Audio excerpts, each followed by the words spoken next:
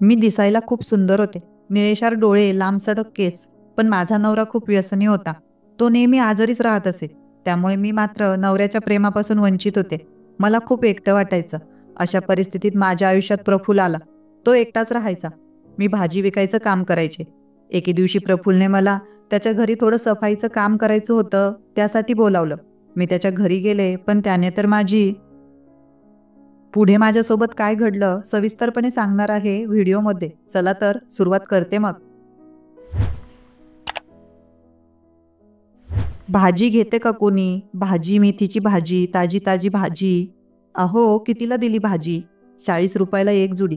बरं ठीक आहे, मला 2 जुड्या द्या. मी त्याच्याकडून 80 रुपये घेतले आणि त्याला मेथीच्या 2 जुड्या दिल्या. आज माझी भाजी खूप हिरवी आणि टवटवीत होती, त्यामुळे फटाफट विकली गेली. माझ्याकडे मेथीच्या थोड्याच जुड्या उरल्या होत्या. त्या संपवून मला घरी जायचं होतं. आता शेवटची एक जुडी मात्र विकली जात नव्हती. मी विचार केला, ही जुडी कोणाला तरी फ्रीमध्ये देऊन टाकते आणि लवकरच घरी निघते. तेवढ्यात एक उंच असा पुरुष माझ्यासमोर येऊन उभा राहिला. कशी दिली भाजी? मी म्हणाले, फक्त 40 रुपयाला एक जुडी. बरं ठीक आहे, द्या मला.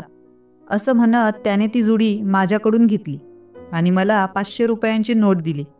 अहो, माझ्याकडे एवढे सुट्ट नाहीत. माझ्या सगळ्या विक्रीचे पैसे मी 500-500 रुपयांच्या नोटांमध्ये बदलले आहेत. त्यामुळे मी तुम्हाला सुट्टे पैसे देऊ शकत नाही. त्यावर तो म्हणाला, बरं, काही काळजी करू नका. हे 500 रुपये तुम्ही ठेवा. उद्या मी याच वेळेला येईन आणि माझे उरलेले 460 रुपये घेऊन जाईन. मी आश्चर्याने त्याच्याकडे पाहतच राहिले, कारण कोणीही 1 रुपया देखील बाकी सोडायला तयार नसतं आणि हा माणूस चक्क 460 रुपये माझ्याकडे ठेवायला तयार होता. साहेब, नको, तुमचे एवढे पैसे माझ्याकडे कशाला बाकी ठेवाल? त्यावर तो शांतपणे म्हणाला, काही काळजी करू नका, उद्या मी नक्की येईन. त्याचा आत्मविश्वास आणि संयम पाहून मी पैसे ठेवून घेतले आणि त्याला मेथीची भाजी पिशवीत ठेवून दिली. त्यानंतर फटाफट आवरून मी घरी निघाले. घरी आल्यावर पाहिलं तर माझा नवरा खाटेवर झोपला होता आणि त्याचा खोकला सारखा चालूच होता. मी पटापट सामान घरात ठेवलं आणि त्याला औषधं वगैरे दिलं. पण आज त्याला खूपच त्रास होत असल्याचं जाणवत होतं. मी विचारलं, काय एवढा खोकतोय? तब्येत आणखी बिघडली का? त्याच्याजवळ जाऊन पाहिलं तर लक्षात आलं की त्याने काहीतरी नशा केली होती, बहुतेक गांजा वगैरे. मी त्याला खूप रागवले. तुला काही कळत नाही का? डॉक्टरांनी स्पष्ट सांगितलंय की जर तुला स्वतःचा जीव वाचवायचा असेल तर अशा प्रकारच्या गोष्टी बंद कराव्या लागतील. इतका त्रास होतोय तरी अजून अक्कल नाही आली का? देवाने तुला बुद्धी दिली आहे, अशा वाईट गोष्टी का करतोस? माझा नवरा म्हणजे 1 नंबरचा हट्टी आणि वाईट सवयीचा माणूस. त्याला कितीही सांगितलं तरी तो ऐकणार नाही. हे मात्र मला चांगलंच माहीत होतं. जर त्याने माझं ऐकलं असतं तर आज त्याची अवस्था अशी झाली नसती. मी थंड पाण्यानेच हातपाय धुवू लागले. चेहऱ्यावर गार पाणी मारून बरं वाटलं. मी दिसायला अगदी सुंदर, सावळ्या रंगाची असले तरी नाकडोळ्याने रेखीव आणि आकर्षक शरीरयष्टीची मालकीण होते. मेहनतीचं काम केल्यामुळं माझं शरीर खूपच आकर्षक झालं होतं. पण त्याचा काय उपयोग? पदरात हे खेटर आलं. माझ्या आईवडिलांनी घाईघाईत माझं लग्न लावून दिलं, म्हणून मी योग्य घरात गेली नाही. माझ्या नशिबात हेच लिहिलं होतं कदाचित. त्या रात्री तणावातच जेवण करून झोपले. दुसऱ्या दिवशी सकाळी मी नेहमीप्रमाणे भाजीपाला विकायला बाजारात गेले. सध्या माझा व्यवसाय चांगलाच चालत होता. संध्याकाळी 5 वाजता कालचा तो माणूस पुन्हा आला. मी त्याला पाहिलं आणि लगेच ओळखलं. त्याच्याकडे पाहून थोडं हसली. मी आधीच तयार ठेवलेले 460 रुपये पाकिटातून काढले आणि त्याला देण्यासाठी हात पुढे केला. पण त्याने हाताने मला थांबवलं आणि म्हणाला, अहो, घाई करू नका. मला आश्चर्य वाटलं, याला पैसे नको का? मी म्हणाले, हे तुमचे पैसे आहेत, तुम्ही घ्यायलाच हवे. होय, पैसे मी घेईलच, पण आधी मला तुमच्याकडून थोडा भाजीपाला घ्यायचा आहे, मग बाकीचा हिशोब करू. मी हसत म्हणाले, बरं ठीक आहे, जशी तुमची इच्छा. त्याने माझ्याकडून काही भाजीपाला घेतला आणि उरलेले पैसे मी त्याला परत दिले. जाताना तो म्हणाला, काल तुम्ही जी मेथीची भाजी दिली ती खूपच छान होती, अगदी ताजी आणि चविष्ट. मी हसून म्हणाले, हो का? माझ्याकडचा भाजीपाला ताजा आणि स्वच्छच असतो. तो गाडीवर बसून परत निघून गेला. पण आता तो माणूस रोजच माझ्याकडे भाजीपाला घ्यायला यायला लागला. भाजीपाला घेताना तो माझ्याशी जरा जास्तच संवाद साधायचा. दिसायला सुशिक्षित वाटायचा. चांगल्या मोठ्या नोकरीत असावा असं वाटायचं. इतर लोक जे माझ्याकडून भाजीपाला घ्यायचे त्यांना माझ्या बोलण्यात किंवा माझ्याकडे पाहण्यात काहीच रस नसायचा. पण हा माणूस मुद्दामच जास्त वेळ थांबायचा आणि त्याचं लक्ष सतत माझ्याकडेच असायचं. त्याचं वागणं मला थोडं विचित्र वाटायचं, पण मी त्याकडे दुर्लक्ष करायचे. आपल्याला काय करायचंय? आपला धंदा चांगला चालतोय. आपल्याला फक्त भाजीपाला विकायचा आहे. उगाच फालतू उपाध्या कशाला? अशा विचारांची मी होते. एक दिवस तो सकाळीच भाजीपाला घ्यायला आला. मी त्याला पाहून थोडी आश्चर्यचकित झाले, कारण तो नेहमी संध्याकाळीच यायचा. त्याला भाजी देताना मी विचारलं, आज तुम्ही सकाळीच आलात? हो, आज मला सुट्टी होती म्हणून सकाळीच आलो. पण मग त्याने लगेचच म्हटलं, अहो, माझ्या घरी थोडं काम आहे, तुम्ही मला थोडी मदत करू शकाल का?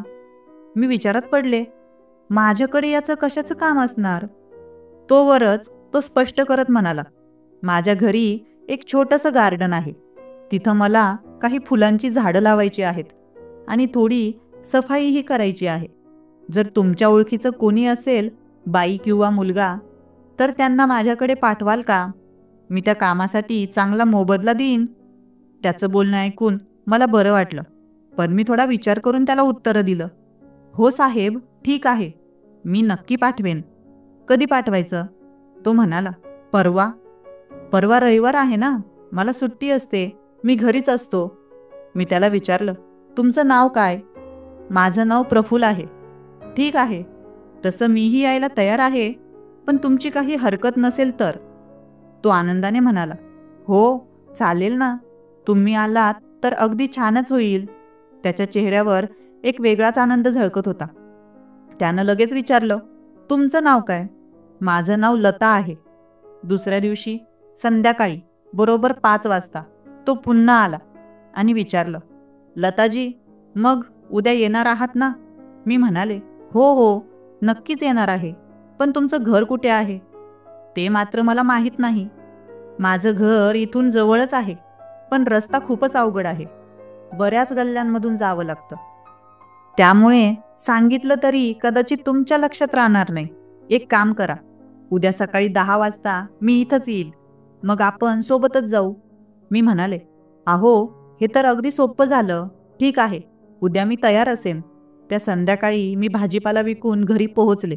माझा नवरा नेहमीप्रमाणे नशेतच होता. आज तर त्याने जेवणही केलं नव्हतं. तो खूप खोकत होता आणि दिवसेंदिवस अधिक अशक्त होत चालला होता. मी त्याला बळजबरीने 2-4 घास खायला लावले. नंतर स्वतःसाठी पोळ्या, वांग्याची भाजी बनवली आणि जेवायला बसले. मी रोज एकटीच जेवत असते, कारण माझ्या आयुष्यात आणि घरात आता दुसरं कोण नव्हतं. मूलबाळ तर अजून नव्हतेच.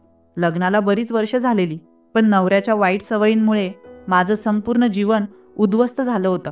लग्नाच्या आधीपासूनच त्याला नशा करण्याची सवय होती, पण माझ्या आईवडिलांनी पुरेशी चौकशी न करता घाईघाईने माझं लग्न लावून दिलं. माझं नशीबच खराब होतं. माझ्याहून लहान 4 बहिणी, त्यामुळे जास्त खर्च न करता माझं लग्न अशा माणसाशी लावून दिलं. माझ्यासाठी संसार म्हणजे एक प्रकारची कैदच होती. नवऱ्याला नेहमी औषधं, गोळ्या आणि डॉक्टरांच्या खर्चासाठी पैसे हवे असत. मी भाजीपाला विकून कसंबसं घर चालवत होते. माझं आयुष्य फक्त एवढंच उरलं होतं. कसे तरी 4 घास खाल्ले. मी खूप थकले होते, त्यामुळे लगेचच झोपून गेले. दुसऱ्या दिवशी रविवार होता. रविवारी माझं भाजीपाल्याचं काम बंद असायचं. प्रफुल्लने मला त्याच्या घरी कामासाठी बोलवलं होतं, त्यामुळे मी लवकर उठले, फटाफट आवरलं आणि आज खास एक नवीन साडी नेसली.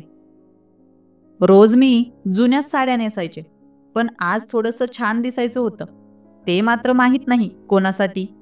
सकाळी 10 वाजताच जिथे मी भाजीपाला विकत होते त्या जागी पोहोचले. प्रफुल्ल आधीच तिथे येऊन मोटारसायकलवर बसला होता. मला पाहून तो हसला.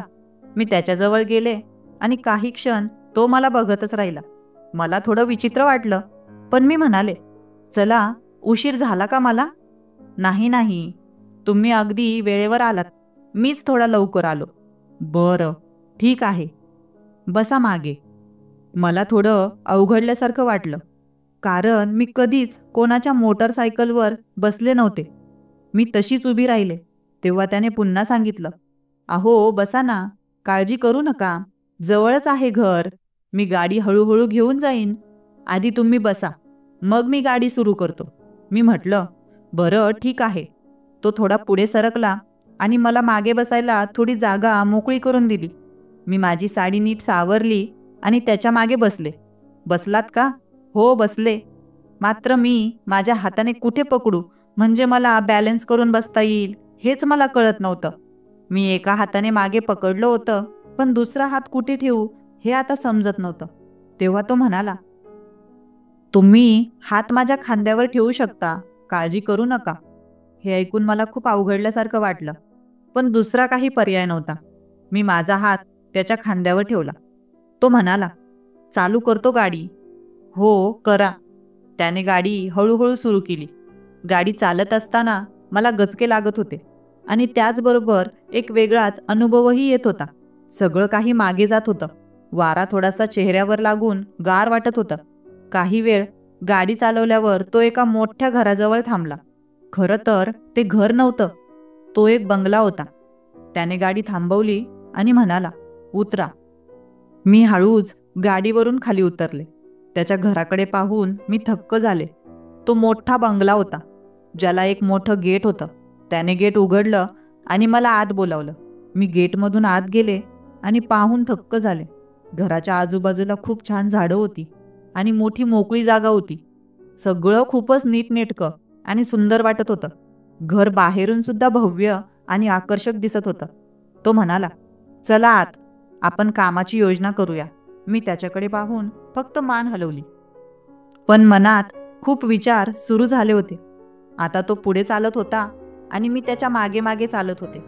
तो दरवाजाजवळ गेला आणि कुलूप उघडून दरवाजा उघडला. मला आश्चर्य वाटलं, कारण दरवाजाला कुलूप होतं.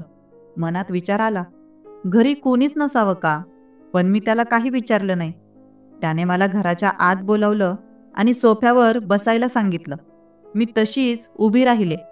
काय झालं, बसा ना. मी थोड्या संकोचाने म्हणाले, नको नको, मी बसायला नाही आले, कामासाठी आले.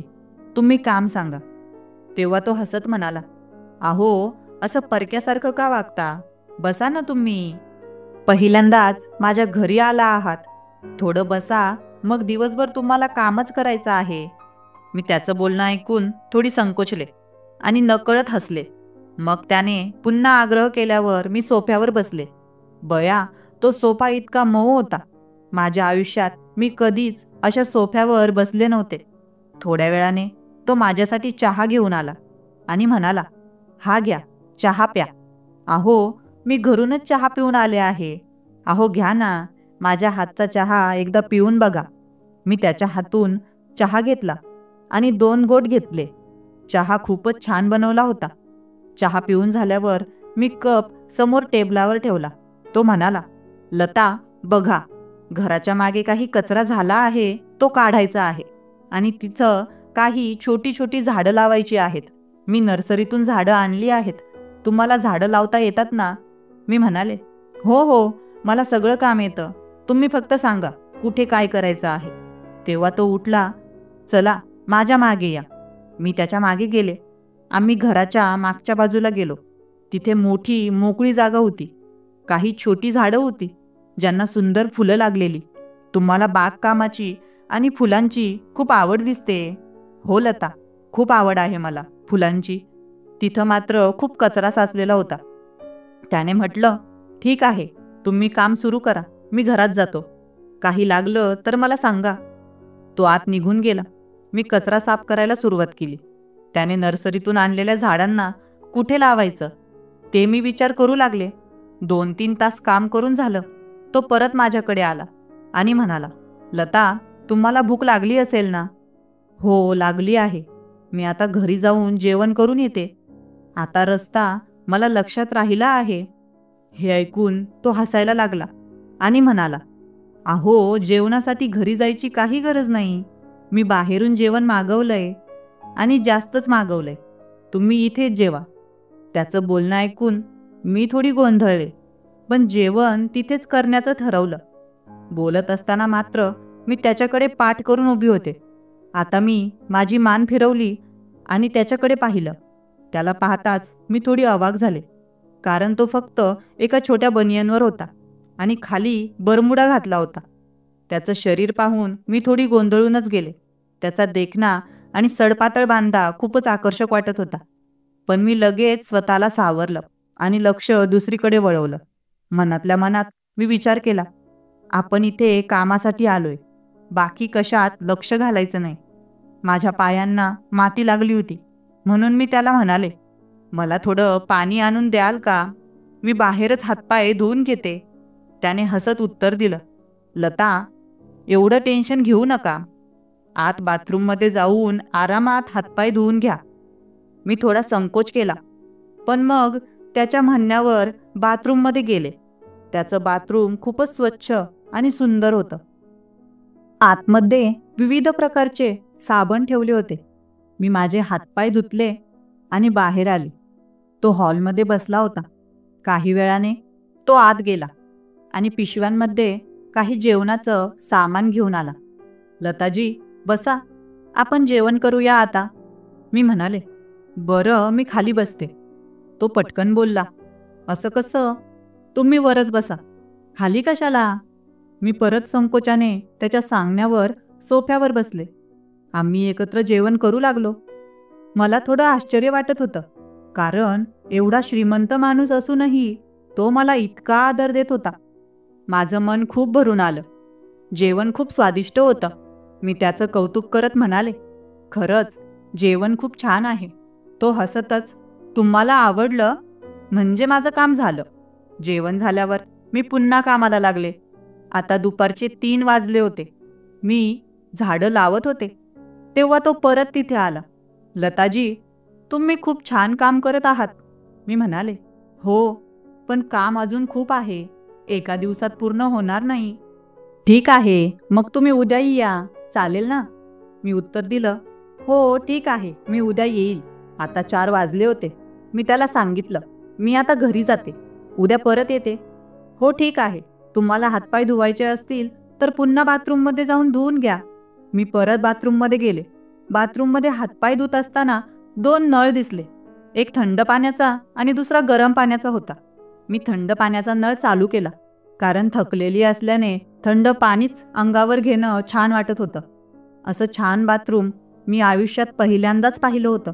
पण पायाखालची फरशी चिकट असल्यामुळे अचानक माझा पाय घसरला आणि मी जोरात खाली पडले. त्यावेळी मी जोरात किंचाळले, बाई ग, गेले. माझी किंचाळी ऐकून प्रफुल्ल धावतच आला. बाथरूमचा दरवाजा मी उघडाच ठेवला होता, त्यामुळे त्याने सहज आत प्रवेश केला. मी खाली पडले होते. नळ अजून चालू होता आणि पाणी माझ्या अंगावर पडत होतं. त्याने पटकन नळ बंद केला आणि विचारलं, काय झालं? तुम्ही ठीक आहात ना? मी अर्धवट आवाजात म्हणाले, पाय सटकला. मी परत विव्हळत, आई ग, माझ्या पायात कळ निघाली. प्रफुल्लजी, फरशी खूप चिकनी आहे. मला अशी चिकनी फरशीची सवय नाही. बरं, काळजी करू नका, आरामात उठा. मी उठायचा प्रयत्न करत होते. तो दरवाजात उभा होता. कशीबशी हात टेकून उभी राहिले, पण माझे कपडे पूर्ण भिजले होते. बाथरूममध्ये एक मोठा आरसा होता. त्यामध्ये स्वतःला पाहिलं तर लक्षात आलं की माझी साडी अंगाला चिटकलेली होती आणि त्यामुळे माझ्या शरीराचे आकार स्पष्ट दिसत होते. मला खूप संकोच वाटत होता. तो लगेच म्हणाला, थांबा, मी टॉवेल आणतो. तो असं बोलून बाहेर गेला. मी परत आरशात स्वतःकडे बघत राहिले. काही वेळाने तो टॉवेल घेऊन आला आणि माझ्या हातात दिला. मी त्या टॉवेलने चेहरा आणि अंग पुसलं, पण ओले कपडे असल्यामुळे काही फरक पडत नव्हता. आता मी बाथरूम बाहेर येऊन उभी राहिले. लताजी, तुम्ही असं ओल्या कपड्यांमध्ये राहिलात तर तब्येत बिघडेल. नाही हो, मी इथेच थोडी बसते, कपडे आपोआप सुकतील. पण तो म्हणाला, असं नाही चालणार, तुम्ही थोडा वेळ थांबा, मी जवळच्याच दुकानातून तुमच्यासाठी साडी घेऊन येतो. नको नको, कशाला उगीच त्रास. पण त्याने माझं ऐकलं नाही. लता, मला त्यात काय त्रास नाही, मी फक्त 10 मिनिटांत येतो. तो लगेच निघून गेला. मी तिथेच हॉलमध्ये बसले होते. खूप अस्वस्थ वाटत होतं. ओल्या कपड्यांमुळे आणि या सगळ्या प्रसंगामुळे मला खूपच बेचैनी वाटत होती. 10-15 मिनिटांतच प्रफुल्ल परत आला. त्याने पिशवीतून एक नवी साडी काढली आणि ती माझ्या हातात देत म्हणाला, ही घ्या साडी आणि नेसून घ्या लवकर. मी थोडी संकोचात म्हणाले, अहो नको ना, राहू द्या ना, तुम्ही एवढं कशाला केलं. असं काहीही नाही. तुम्ही काही टेन्शन घेऊ नका. पहा, तिथे बाजूला खोली आहे, तिथे जाऊन साडी बदलून घ्या. बरं ठीक आहे, जाते. मी निघायला लागले तेवढ्यात तो म्हणाला, थांबा थांबा, साडी बदलाल पण ब्लाऊज. त्याने त्याचं वाक्य अर्धवटच थांबवलं. मी त्याला शांत करत म्हटलं, काही हरकत नाही, मी फक्त ही साडी नेसून घेते. बरं ठीक आहे. मी खोलीत जाऊन माझी ओली साडी काढून नवी साडी नेसू लागले.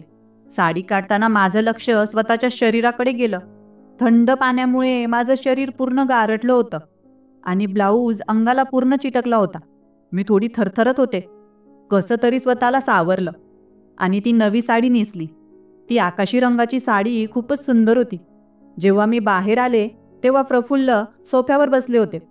त्यांचं लक्ष माझ्याकडे गेलं आणि तो क्षणभर माझ्याकडे पाहतच राहिला. नंतर हसून म्हणाला, ही साडी तुम्हाला खूपच छान दिसते. त्याचं कौतुक ऐकून मी लाजून खाली पाहिलं आणि म्हणाले, तुमचे खूप आभार. तुम्ही माझ्यासाठी एवढा त्रास घेतलात. अगं लता, यात काय एवढं, तुम्ही असं कशाला बोलताय. बरं ठीक आहे, नाही बोलत. थोडा वेळ गप्पा झाल्यानंतर त्याचे आभार मानले आणि घरी परतले. घरी पोहोचल्यावर नवऱ्याकडे पाहिलं तर तो घरात नव्हता. मला थोडी चिंता वाटली. मी बाहेर जाऊन शेजारच्या काकूंना विचारलं, काकू, तुम्ही माझ्या नवऱ्याला पाहिलं का. त्यावर काकू म्हणाल्या, हो हो, तो तिकडे दुकानाकडे गेला होता. मी लगेच त्या दिशेने गेले. माझा नवरा एका दुकानाबाहेर उभा दिसला. तो तिथे सिगरेट पित होता. मी थोडी नाराज होऊन त्याला विचारलं, अहो, तुम्हाला घरी थांबायला सांगितलं होतं ना, तुम्ही इकडे कशाला आलात. घरी कंटाळा आला म्हणून थोडा वेळ बाहेर आलो. बरं, आता चला घरी. तो मान हलवत म्हणाला, हो चल. आम्ही दोघं लगेच घरी परतलो. घरी आल्यानंतरही मी घरातल्या कामात गुंतले. पण मला सतत मागील प्रसंगाची आठवण येत होती, जेव्हा मी पूर्ण ओली झाले होते आणि प्रफुल्ल धावत धावत आले.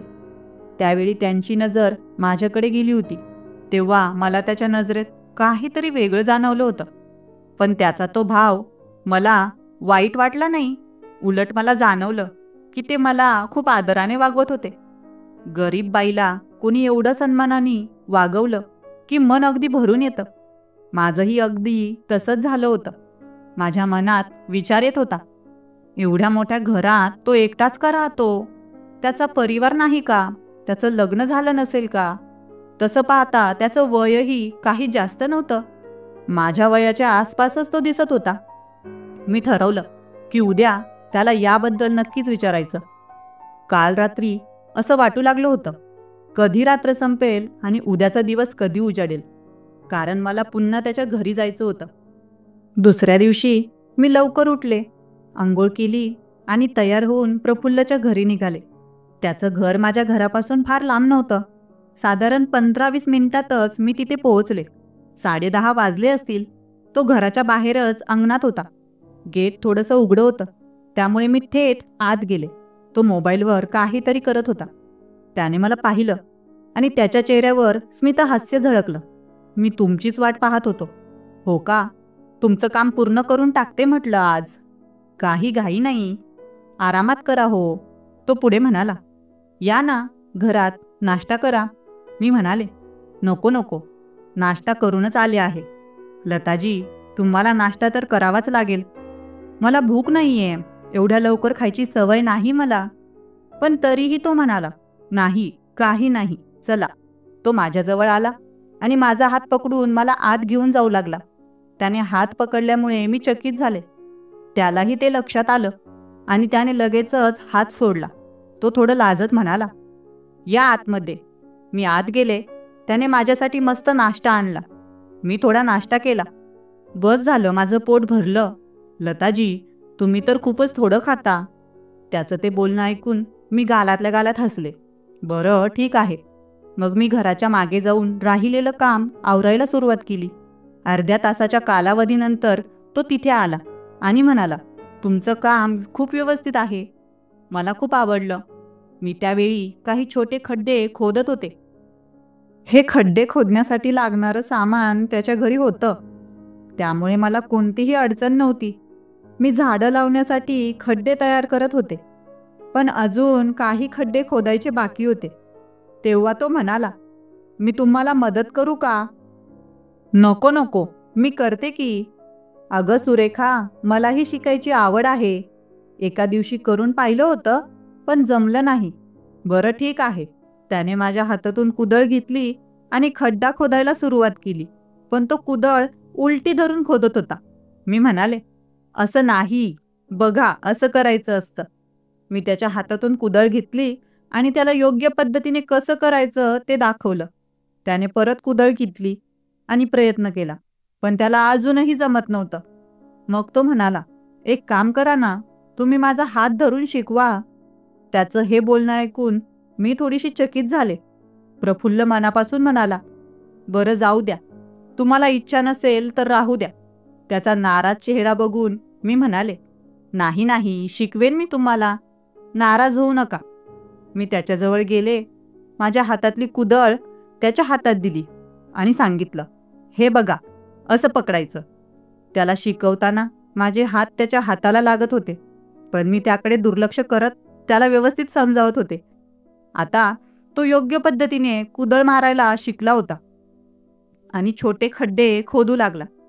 त्याला जमायला लागल्यामुळे तो खूप खुश झाला आणि म्हणाला, थँक्यू, तुम्ही मला शिकवलं म्हणून. काही वेळाने तो म्हणाला, बरं तुम्ही हे काम पूर्ण करा, मी दुसरं काम करतो. तो आत गेला आणि फांद्या कापण्याची मोठी कात्री घेऊन आला. लता, ही छोटी झाडं जास्त फांद्यांनी भरलेली आहेत. मी त्या फांद्या थोड्या थोड्या कापून देतो. आता तो त्या छोट्या छोट्या फांद्या कापत होता, मात्र त्याचं लक्ष माझ्याकडेच होतं. मी खूप फटाफट काम करत होते. साडीचा पदर मी कमरेला खोचला होता.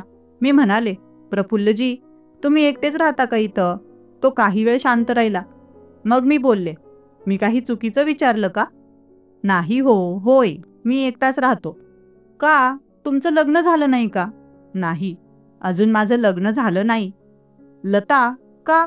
तुम्ही अजून लग्न का नाही केलं? ती एक खूप मोठी कहाणी आहे, कधीतरी सांगेन. त्याचं हे बोलणं ऐकून मला वाटलं की त्याच्या आयुष्यात काहीतरी दुःख नक्कीच आहे, कारण त्याच्या चेहऱ्यावर थोडीशी निराशा जाणवत होती. मला वाटलं कदाचित त्याचं एखाद्या मुलीवर प्रेम असेल, पण त्या मुलीशी लग्न न झाल्यामुळे तो अजून कुवारा असेल. मी माझं काम करत होते, पण मी पाहिलं की त्याचं माझ्याजवळ थांबण्याचं काही कारण नव्हतं. तरीही तो माझ्या आजूबाजूला लुडबुड करत होता आणि त्याचं लक्ष माझ्याकडेच होतं. मला वाटू लागलं की हा मला पसंत करायला लागला आहे की काय. लता, तुम्हाला भूक लागली असेल ना, जेवण करून घ्या. नाही हो, अजून नाही. बरं लता, एक काम करा, मी मस्तपैकी आईस्क्रीम मागवलं आहे, ते खाऊयात आणि इथेच खाऊयात, घरात नको. बरं ठीक आहे, चालेल. तो लगेचच घरात गेला आणि एक आईस्क्रीमचं पॅकेट आणि 2 छोटी वाट्या घेऊन आला. त्या वाट्यांमध्ये त्याने आईस्क्रीम वाढलं आणि एक वाटी माझ्या हातात दिली. मी ती वाटी हातात घेतली, पण तसेच उभी राहिले. काय झालं? आवडत नाही का तुम्हाला आईस्क्रीम? आवडतं ना. तसं काही नाही. मग खा की. मी मग आईस्क्रीम खायला सुरुवात केली. आईस्क्रीम खूप चांगल्या दर्जाचं होतं. त्याची चव अप्रतिम होती. आम्ही दोघंही आईस्क्रीम खाऊ लागलो. आईस्क्रीम खाणं संपवल्यानंतर आम्ही पुन्हा कामाला लागलो. तोही आता माझ्यासोबत छोटी मोठी कामं करत होता. तो त्या कात्रीने झाडांच्या फांद्या कापत होता. मी त्याच्याकडे पाहून चकित झाले, कारण तो झाडांच्या फांद्या अशा प्रकारे कापत होता जणू काही हे काम तो रोजच करत असावा. मी म्हणाले, तुम्ही तर झाडांच्या फांद्या खूप छान कटिंग करत आहात. हो, मला सवयच आहे हे काम करण्याची. मी विचारलं, मी करून पाहू का? हो, का नाही. घ्या ना ही कात्री, करा. त्याने ती कात्री माझ्याकडे द्यायला हात पुढे केला. मी त्याच्या हातातून कात्री घेतली आणि फांद्या कापायला सुरुवात केली. पण मला ते जमतच नव्हतं. अहो, मला तर जमतच नाहीये. तो म्हणाला, 2-4 वेळा करून बघा, मग नक्की जमेल तुम्हाला. मी खूप प्रयत्न केले, पण तरीही मला झाडांच्या फांद्या कापायला जमलं नाही. तेव्हा प्रफुल्ल म्हणाला, बरं ठीक आहे, मगाशी कुदळ चालवण्याचं काम तुम्ही मला शिकवलं ना, आता हे काम मी तुम्हाला शिकवतो. बरं ठीक आहे, चालेल. तो माझ्या जवळ आला आणि त्याने त्याचा हात माझ्या हातावर ठेवला. तेव्हा मी थोडीशी घाबरले आणि म्हणाले, काय करताय तुम्ही? मी थोडी दूर सरकले. अहो, तुम्हाला फांद्या कापायला शिकवतोय, कात्री कशी धरायची ते समजावतोय. मी थोडं सावध झाले होते, पण म्हणाले, बरं ठीक आहे, शिकवा. तो पुन्हा माझ्या जवळ आला. त्याने त्याचा हात माझ्या हातावर ठेवला आणि कात्री माझ्या हातात दिली. हे बघा, अशी कात्री धरायची आणि हळूहळू अशी चालवायची. त्याने एका झाडाची फांदी पकडली आणि ती कापून दाखवली. माझे हात त्याच्या हातात होते आणि त्याच्या मदतीने मीही ती फांदी कापली. ती फांदी अगदी सराईतपणे कापली गेली होती. मला खूपच कुतूहल वाटलं की इतक्या सहजपणे हे मी कसं केलं. हे बघा, जमलं ना लता? मी उत्तर दिलं, हो जमलं की. मी पुन्हा 2 फांद्या कापण्याचा प्रयत्न केला. एकदम चांगलं जमलं नाही, पण हळूहळू माझं काम सुधारत होतं. तो म्हणाला, जमेल तुम्हाला, फक्त प्रयत्न करा. आता एक मोठी फांदी कापायची होती, पण ती मला जमत नव्हती. तो माझ्या डाव्या बाजूला उभा होता. मग तो म्हणाला, एक काम करूया, मी तुमच्या मागे येतो. मी फक्त मान डोलावली. आता मी कात्री हातात घेतली होती आणि तो माझ्या मागे येऊन उभा राहिला. त्याने दोन्ही हात माझ्या हातावर ठेवले. त्या क्षणी मला त्यानं जणू मिठीत घेतल्यासारखं वाटलं.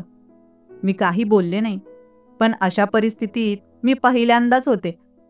तो माझ्या पूर्ण मागे उभा होता आणि त्याचे 2 हात माझ्या हातावर घट्ट होते. मला काही कळत नव्हतं की तो फांद्या कापण्याचं शिकवत होता की यामागे काही वेगळाच हेतू होता त्याचा. माझ्या मनात थोडी अस्वस्थता निर्माण झाली. त्याने मोठी फांदी पकडली आणि माझे हात योग्य दिशेने हलवले. त्याच्या मदतीने ती फांदी सराईतपणे कापली गेली. मला खूप आनंद झाला, पण त्याच वेळी त्याच्या हातांचा जोर माझ्या हातांवर जाणवत होता. तो माझ्या मागे खूप जवळ उभा होता आणि त्याच्या छातीचा स्पर्श मला माझ्या पाठीवर जाणवत होता. हे सगळं माझ्यासाठी अनोखं आणि गोंधळून टाकणारं होतं. प्रफुल्ल म्हणाला, जमलं ना तुम्हाला? अजून करूया आपण. आम्ही दुसऱ्या फांदीकडे गेलो. त्याने त्याचे हात माझ्या हातांवरून काढले आणि मी दुसऱ्या झाडाच्या फांदीजवळ जाऊन उभी राहिले. तो माझ्या जवळ आला आणि म्हणाला, आधीसारखंच करतो, चालेल ना? मी काहीच बोलले नाही. आता तो परत माझ्या मागे आला आणि त्याने पुन्हा त्याचे हात माझ्या हातांवर ठेवले. बया, त्याने तर परत मला मिठीतच घेतलं, जणू काय बायकोलाच प्रेमानं मिठी घेतोय असं. यावेळी तो माझ्या अधिक जवळ होता. त्याने पुन्हा एका फांदीला पकडून कापलं. फांदी कापल्यानंतर माझा हात वर गेला आणि तेवढ्यात कात्री खाली पडली. मी थोडी घाबरले आणि पटकन म्हणाले, सॉरी, माफ करा. काही नाही होत, काळजी करू नका, पडली तर पडली. मी अजूनही थोडी घाबरलेली होते. जणू काही माझी चूक मोठीच होती. मी म्हणाले, अहो, मी ती कात्री उचलते. हो, उचला. मी खाली वाकून ती कात्री उचलली. तो सतत माझ्याकडेच बघत होता. त्याच्या नजरेत वेगळंच काही होतं. त्याने माझ्याकडून कात्री घेतली आणि अचानक त्याचा हात माझ्या कमरेवर ठेवला. तेव्हा त्याने मला जवळ ओढलं. मला त्याच्या कृतीने आश्चर्य वाटलं, पण आता माझं शरीर माझ्या नियंत्रणाबाहेर गेलं होतं. त्याच्या मिठीत जणू काही मी हरवले होते. त्याने त्याचे दोन्ही हात माझ्या अंगाभोवती घट्ट केले आणि मला उचललं. त्यांचे ओठ माझ्या मानेवर लागत होते. माझा श्वास व त्याचा श्वास एकमेकांत मिसळत होता. माझं अंग घामाने थोडं भिजलं होतं. तरी त्याने माझ्या गळ्याच्या खाली ओठ लावून चुंबन घेतलं. बाई ग, आता तर मी मोमबत्तीसारखी विरघळत होते. तो म्हणाला, आत जाऊया. मी फक्त मान हलवली. त्याने मला उचलून त्याच्या घराच्या दिशेने नेलं. त्या क्षणी माझं हृदय खूप जोराने धडधडत होतं. मी त्याच्या प्रेमात पडले होते का हेच समजत नव्हतं. तोही माझ्या सौंदर्याच्या प्रेमात पडला की काय. आम्ही दोघं जणू नशेत होतो. तो मला उचलून घरात नेत होता. जसे आम्ही मुख्य दरवाजाच्या जवळ पोहोचलो तेवढ्यात बाहेर गेट वाजलं. गेट वाजताच मी भानावर आले. त्यांनी मला खाली सोडलं आणि मी कशी तरी स्वतःला सावरत उभी राहिले. तो गेटकडे पाहून म्हणाला, पोस्टमन आला आहे, काहीतरी कुरिअर आहे वाटतंय. तो गेटकडे गेला कुरिअर घेण्यासाठी आणि मी त्याच्या घरात आले. मी घरात जाऊन उभी होते. आता काय होत होतं हे मलाही कळत नव्हतं. माझं हृदय जोरजोराने धडधडत होतं आणि जणू काही तो पुन्हा घरात येईल याची मी आतुरतेने वाट पाहत होते. प्रफुल्ल पोस्टमनसोबत बाहेर बोलत उभा होता. काहीतरी कुरिअर त्याला घ्यायचं असेल, पण 5 मिनिटं झाली तरी तो आलाच नाही. आता मात्र मी शुद्धीवर आले होते. मी कुठे काय करत होते या विचाराने मला आतून हलवलं. मी तात्काळ घरातून बाहेर आले. दरवाजाजवळ माझी चप्पल काढलेली होती. मी ती पटकन घातली आणि घरी जायचं ठरवलं. गेट जवळ आले तर प्रफुल्ल आणि पोस्टमन उभे होते. प्रफुल्ल म्हणाला, अहो काय झालं, कुठे चाललात? मी गेटच्या बाहेर पडतच उत्तर दिलं, माझ्या घरी खूप महत्त्वाचं काम आहे, मला ते आत्ताच आठवलं. तो म्हणाला, थांबा थांबा 2 मिनिटं. मी तिथेच थांबले. तो पोस्टमनकडून एक पॅकेट घेत होता आणि त्यावर सही करत केली. पोस्टमन त्याला धन्यवाद देऊन निघून गेला. मी अजूनही गेटजवळ उभी होते. प्रफुल्ल माझ्याकडे पाहून म्हणाला, लताजी काय झालं, कुठे निघालात? त्याच्या बोलण्यावरून मला जाणवलं की त्यालाही मागच्या काही वेळात घडलेल्या गोष्टीची जाणीव झाली असेल व योग्य की अयोग्य हा फरक शोधण्यात तोही फसला असेल. मी उत्तर दिलं, मला महत्त्वाचं काम आहे, उद्या येते. थांबा 1 मिनिट. त्याने माझा हात पकडला आणि म्हणाला, तुम्हाला वाईट वाटलं असेल तर माफ करा. मी हे जाणून बुजून नाही केलं. तुम्हाला पाहून मी माझ्यावरचा ताबा गमावला. माझ्याकडून काही चुकीचं घडलं असेल तर मला माफ करा. मी म्हणाले, तसं नाही, मला खरंच महत्त्वाचं काम आहे, मी उद्या येते. त्याने लगेच सांगितलं, तुमच्या कामाचे पैसे मी उद्या देईन. मी गेटच्या बाहेर पडून घरी चालायला लागले, पण माझं हृदय अजूनही धडधडत होतं. काय होत होतं याची मला कल्पनाच येत नव्हती. मी घरी पोहोचले पण मन शांत होत नव्हतं. मी घरभर इकडे तिकडे चालत राहिले. शेवटी माझ्या झोपण्याच्या जागेवर जाऊन पडले. पण सारखी प्रफुल्लची आठवण येत होती. त्यांचा चेहरा डोळ्यासमोर येत होता.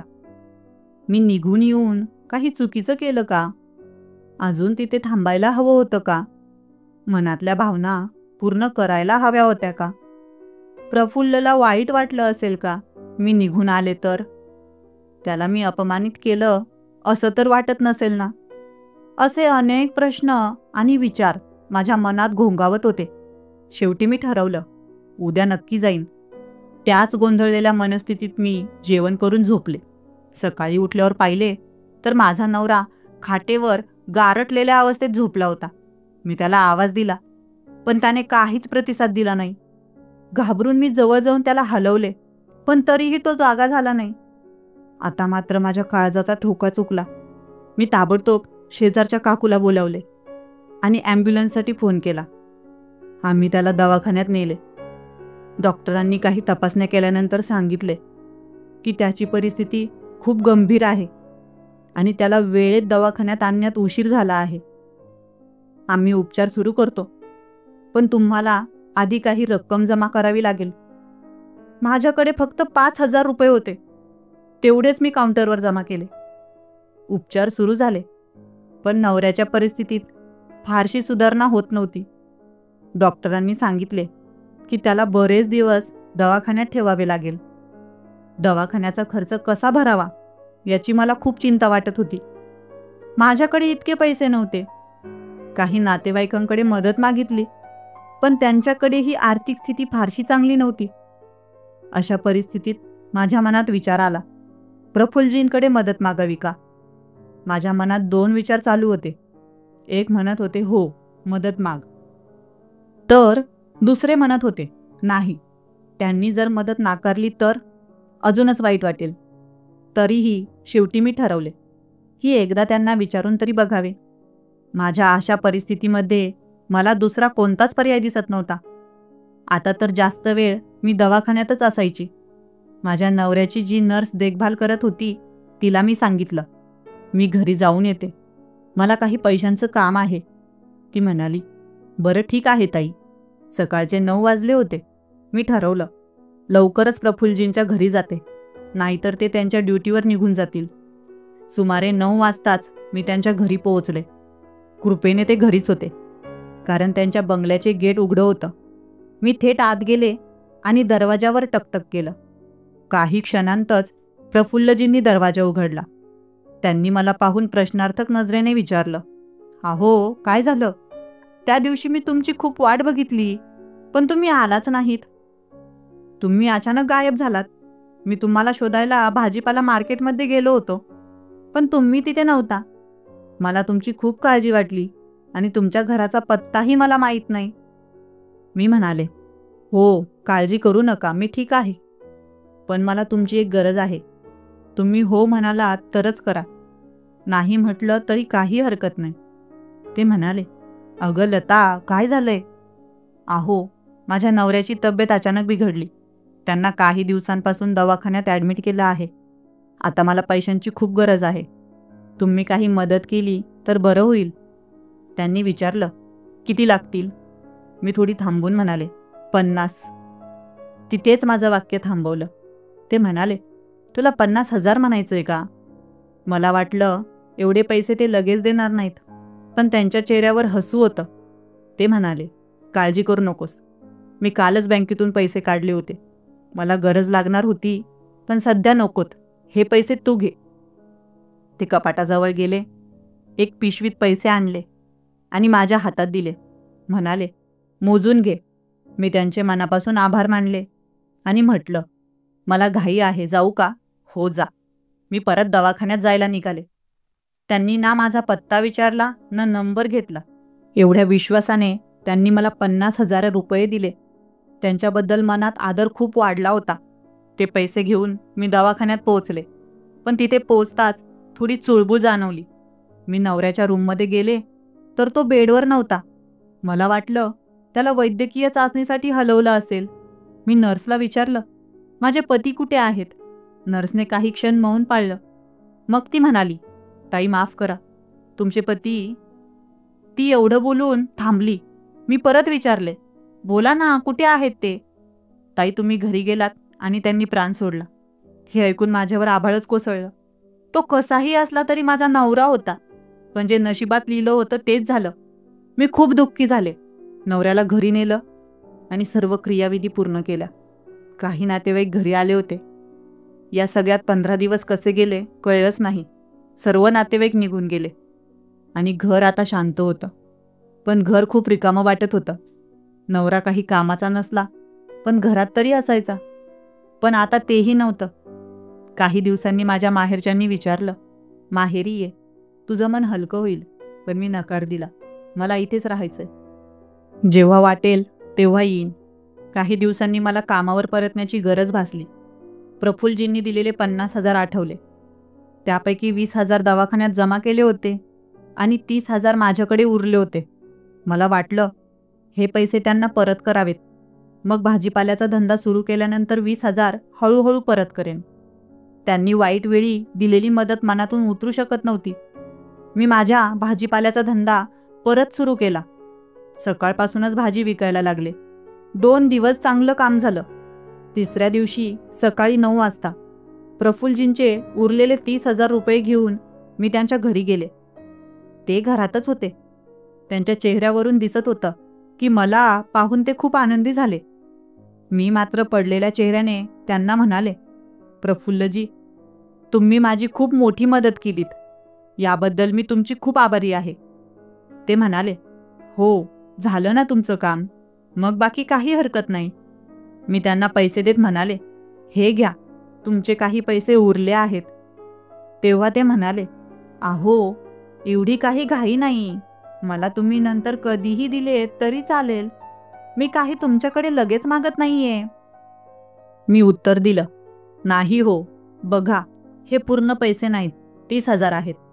ते 30,000 तुम्ही ठेवा. आता मी माझा धंदा परत सुरू केला आहे. त्यातून उरलेले 20,000 रुपये लवकरच परत करीन. ते म्हणाले, बरं ठीक आहे, तसं तुमचं म्हणणं, पण तुमच्या नवऱ्याची तब्येत कशी आहे आता? मी पडलेल्या चेहऱ्याने सांगितलं. त्यांना दवाखान्यात ॲडमिट केलं होतं, पण डॉक्टर त्यांना वाचवू शकले नाहीत. हे ऐकून प्रफुल्लजी खूप दुःखी झाले.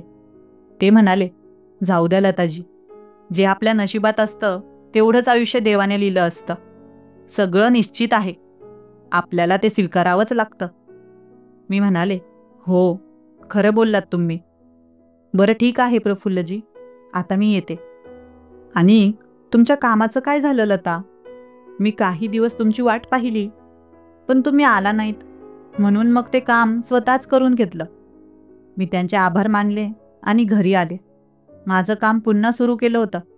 माझ्या भाजीपाल्याचा धंदा चांगलाच चालू झाला होता. प्रफुल्लजी नेहमी संध्याकाळी 5 वाजता माझ्याकडे भाजी घ्यायला येत असत. त्यांचा माझ्यासोबतचा वागण्याचा अंदाज बदलला होता. ते खूप आदराने वागू लागले होते, पण मी मात्र आधीसारखी मोकळ्या मनाने राहत नव्हते. खूप नाराज राहायचे. एक दिवस शनिवार होता. संध्याकाळी 5 वाजता प्रफुल्लजी माझ्याकडे भाजी घ्यायला आले. ते म्हणाले, लताजी, रविवारी तुम्ही काम बंद ठेवता ना, नाही का? मी उत्तर दिलं, हो, रविवारी भाजीपाल्याचं काम बंद असतं. मग उद्या निवांत असाल तर माझ्या घरी या. बरेच दिवस झाले तुम्ही आला नाहीत. मी विचारलं, तसं काही खास काम आहे का? नाही, काही खास नाही, पण तुम्ही या, मी सांगतो तुम्हाला. त्यांनी मला त्यांच्या घरी बोलावलं होतं. त्यामुळे माझ्या मनात कुतूहल आणि आनंद एकत्र दाटून आला. दुसऱ्या दिवशी सकाळी मी त्यांच्या घरी पोहोचले. ते पेपर वाचत बसले होते. त्यांनी आदराने मला घरात बसायला सांगितलं आणि माझ्यासाठी चहा देखील केला. काही वेळ आम्ही इकडच्या तिकडच्या गोष्टी करत होतो. नंतर ते म्हणाले, लताजी, मला तुमच्यासोबत काही बोलायचं आहे. हो, बोला ना. हे थोडं वैयक्तिक आहे, पण ही गोष्ट खूप दिवसांपासून माझ्या मनात आहे. सांगावं की नाही यावर मी खूप विचार केला, पण आता तुम्हाला सांगून मोकळं व्हायचं आहे. मी शांतपणे ऐकत होते आणि प्रफुल्लजी म्हणाले, लताजी, तुम्ही माझ्यासोबत लग्न. एवढं बोलून त्यांनी वाक्य अर्धवट सोडलं. पण मला ते काय म्हणू इच्छित आहेत हे समजलं होतं. त्यांना माझ्यासोबत लग्न करायचं होतं. मी गोंधळून गेले. काय उत्तर द्यावं हे कळत नव्हतं. काही क्षण शांत राहिल्यानंतर त्यांनी विचारलं, काय झालं? मी काही चुकीचं बोललो का? नाही प्रफुल्लजी, तुमच्या भावनांचा मला खूप आदर आहे, पण तुम्ही आणि मी खूप वेगळ्या स्तरावर आहोत. मी गरीब आहे आणि तुम्ही श्रीमंत. आपलं एकत्र येणं मला शक्य वाटत नाही. लताजी, गरीब श्रीमंत काही नसतं. आज माझ्याकडे पैसा आहे, उद्या नसू शकतो. आज तुम्ही लहान व्यवसाय करत आहात, उद्या मोठ्या बिझनेसवुमन व्हाल. भविष्य कधी बदलतं हे कोणी सांगू शकत नाही. पण एवढं मात्र नक्की सांगतो की मला तुमच्यावर मनापासून प्रेम आहे. तुमच्यासोबतच आयुष्य घालवायचं आहे. कृपया तुमचा निर्णय मला सांगा. प्रफुल्लजी, या गोष्टीचा विचार करायला मला थोडा वेळ द्या, नंतर कळवते. मी घरी परत आले आणि नेहमीप्रमाणे माझ्या भाजीपाला विक्रीचा व्यवसाय सुरू केला. प्रफुल्लजी नेहमी भाजी घेण्यासाठी येत असत आणि प्रत्येक वेळी त्यांच्या नजरेत एकच प्रश्न असे, मी काय ठरवलं? शेवटी एकदा त्यांनी विचारलं, लताजी, तुमचा निर्णय अजून कळवलाच नाही. प्रफुल्लजी, मला काही महिने, किमान 6 महिने वेळ द्या विचार करायला. ठीक आहे, तुम्हाला जेवढा वेळ लागेल तो घ्या.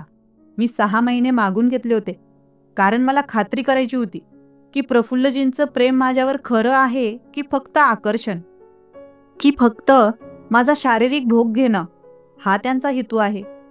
हे फक्त वेळच सिद्ध करू शकत होतं. या 6 महिन्यात प्रफुल्लजी रोजच्यासारखेच वागत होते. ते दररोज माझ्याकडे भाजीपाला घ्यायला यायचे आणि नेहमी आदराने बोलायचे. हळूहळू दिवस जात होते. एके रात्री मी झोपेत असताना मनात विचार आला की मी त्यांना एवढी वाट पाहायला का लावत आहे? यात मी चुकीचं तर नाही करत आहे ना? त्यांचे विचार मनात येताच माझं मन अस्वस्थ झालं. मी अजूनही तरुण होते आणि माझ्याही काही शारीरिक गरजा होत्या. असं वाटत होतं की लगेचच प्रफुल्लजींना भेटावं, त्यांना मिठीत घ्यावं आणि स्वतःला त्यांच्या हवाली करावं. पण मी स्वतःला सावरलं. अजून 4 महिने शिल्लक होते, पण मला वाटू लागलं की अधिक वेळ घालवणं योग्य होणार नाही. दुसऱ्या दिवशी मी प्रफुल्लजींच्या घरी गेले आणि त्यांना सांगितलं, प्रफुल्लजी, मी तुमच्यासोबत पुढचं आयुष्य घालवायला तयार आहे. हे ऐकून त्यांचा आनंद गगनात मावत नव्हता. आनंदाच्या भरात त्यांनी माझ्या गालावर हलकासं चुंबन दिलं. प्रफुल्लजी पती म्हणून माझ्या जीवनात येतील याचा मला खूप आनंद झाला. एवढ्या मनापासून प्रेम करणारा सुखसंपन्न जोडीदार हे माझं भाग्यच होतं. नंतर आम्ही खूप साध्या पद्धतीने लग्न केलं. माझ्या आईवडिलांचा देखील या लग्नाला होकार होता. बऱ्याच नातेवाईकांना बोलावलं होतं आणि सर्वांनी आम्हाला भरभरून आशीर्वाद दिले. आता माझ्या आयुष्याचा एक नवा अध्याय सुरू झाला, जो सुख, प्रेम, आदर आणि आनंदाने भरलेला होता. मित्रांनो, माझी ही कथा तुम्हाला कशी वाटली? मला तुमच्या प्रतिक्रिया कमेंट बॉक्समध्ये नक्की कळवा. सदैव आनंदी राहा. धन्यवाद.